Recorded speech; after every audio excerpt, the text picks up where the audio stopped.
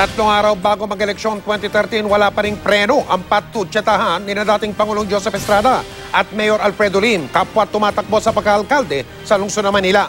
Nakatutok si JP Soriano. Sa isang pulong ng mga asosasyon ng mga barangay kanina, muling humirit si dating Pangulong Joseph Estrada laban sa katunggali niyang si Mayor Alfredo Lim. Kaya nga lolong po tawag masyadong buhaya. Ang lolong na sinasabi ni Erap, ang buhayang nahuli sa agusan at naitala sa Guinness na pinakamalaking buhaya in captivity bago mamatay. Hindi rin pinalagpas ni Erap ang muling nabuhay na issue ng citizenship ni Lim. Yung mga kong katulad kaya hindi mapakita kanyang birth certificate.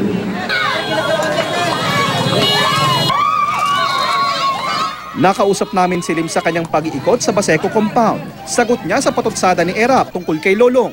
Hindi naman labanan nito ng siraan eh. Labanan nito ng track record. Bakit gano'n kung magsalita? Bakit parang walang pinag-aralan? Sa bagay, hindi naman yata nakatapos ng kolehiyo yun eh. Kumpiyansa rin daw si Lim na walang kahantungan ang issue ng birth certificate na sinasabing fake. Meron naman daw kasi siyang ebidensya na Pilipino siya.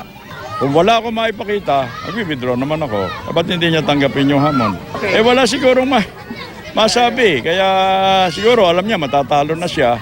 Kaya kung ano-ano lang mga sinasabi. At habang kapwa kumbinsido si Estrada at Lim na sila ang mananalo pagkatapos ng eleksyon, may mensahe sila sa mga botante ng Maynila.